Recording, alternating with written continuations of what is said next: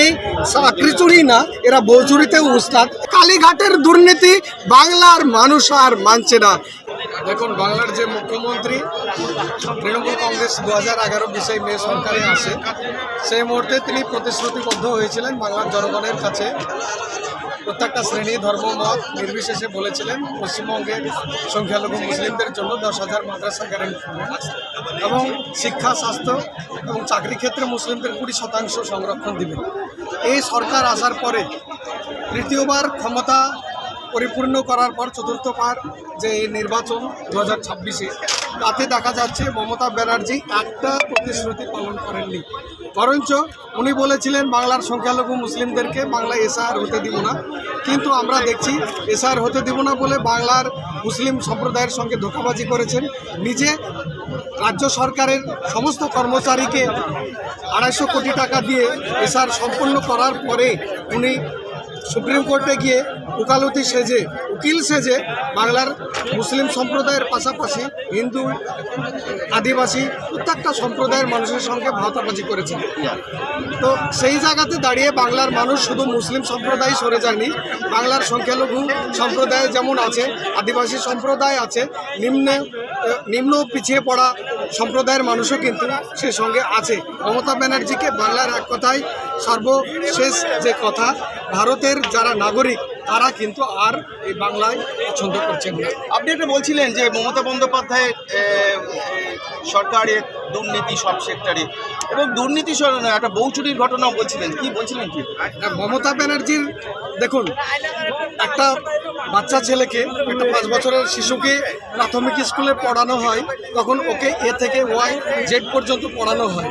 কিন্তু তৃণমূল কংগ্রেসের যদি দুর্নীতি সম্পর্কে বলেন, শিক্ষায় দুর্নীতি, চাকরিতে দুর্নীতি, 26,000 চাকরি বাতিল হয়ে গেছে, এবং রেশন ক্ষেত্রে গরিব মানুষ একবেলা যদি খেতে পায়, সরকারি যে রেশন ব্যবস্থা, সেই রেশন ব্যবস্থাতে হাজার হাজার কোটি টাকার দুর্নীতি করেছে তৃণমূল কংগ্রেস। তার দলের মন্ত্রী জ্যোতিপ্রিয় মল্লিক 3 জেলে 3 বছর জেলও খেটে এসেছেন।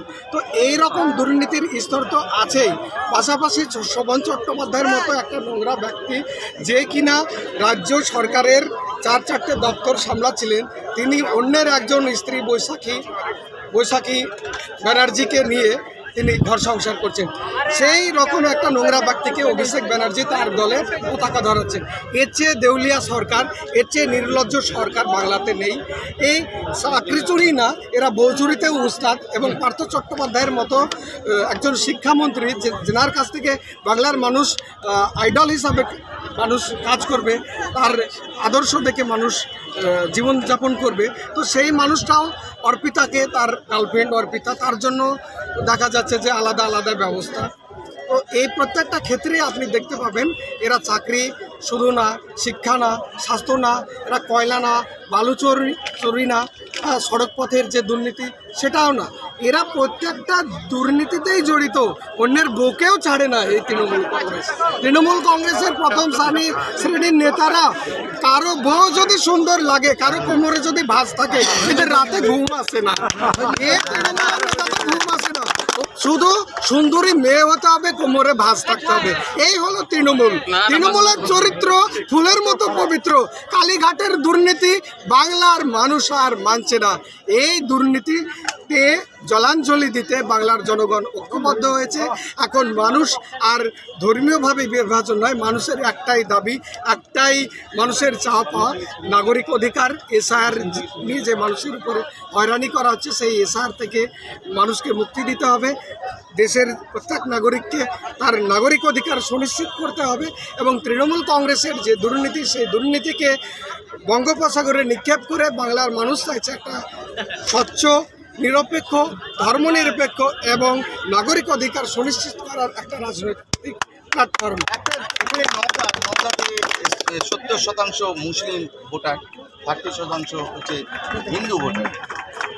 বিগত দিনে হুমায়ুন কবির তিনি বলেছিলেন, আমরা সংখ্যালঘু, এখানে আমরা হিন্দুদের কেটে ভাসিয়ে দিতে পারি, হিন্দুরা নিশ্চয়ই ভোট দেবে। দেখুন, 70% ভোটের মধ্যে সিপিএম আছে, কংগ্রেস অধীর চৌধুরী আছে, তৃণমূলেরও কিছু ভোট আছে, আইএসএফ আছে। তাহলে কি করে বলছেন আপনারা লড়াই দেবে? দেখুন, হুমায়ুন কবির তৃণমূল কংগ্রেস ভরতপুরের আসরের বিধায়ক ছিলেন। যখন উনি 70 আর 30 আপনাদের কথায় আমরা আপনাদের মুখ থেকে শুনতে পাই 70-30-এর বিভাজন।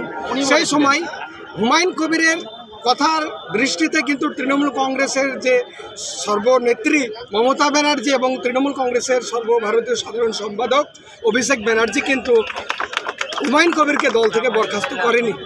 কিন্তু আমরা দেখলাম হুমায়ুন কবির যখন ঘোষণা দিলেন 2025 সালের কলকাতার রাজপথে দাঁড়িয়ে যে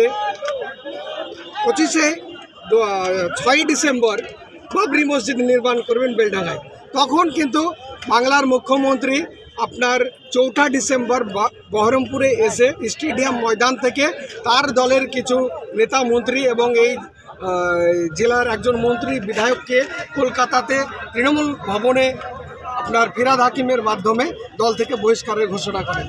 তাই এটা স্পষ্ট বাংলার মুসলিম সম্প্রদায়ের কাছে যখন 70 আর 30% কথা বলেছিলেন তখন তৃণমূল কংগ্রেস হুমায়ুন কবিরকে বহিষ্কার করেনি, যখন বাবরি মসজিদ করছেন তখন হুমায়ুন কবিরকে বহিষ্কার করছে।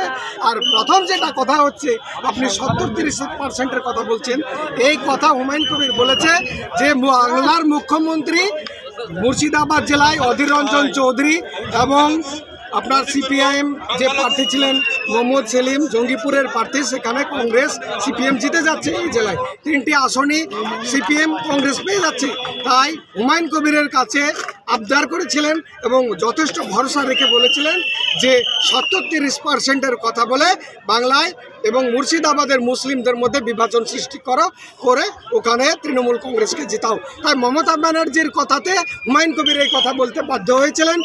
আদতে মমতা ব্যানার্জি যদি এই কথা না বলে থাকেন হুমায়ুন কবিরের বক্তব্যের কিন্তু এখন পর্যন্ত বিরোধিতা করেননি। এটা স্পষ্ট যে মমতা ব্যানার্জি হুমায়ুন কবিরকে 70-30-এর দাঙ্গাবাজ এই কথাবার্তা বলার জন্য উস্কানি মমতা ব্যানার্জি দিয়েছিলেন।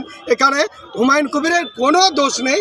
হুমায়ুন কবির যেহেতু দলের একজন কর্মী ছিলেন, বিধায়ক ছিলেন, তাই তিনি মমতা ব্যানার্জির খপ্পরে পড়ে এই কথা বলেছিলেন।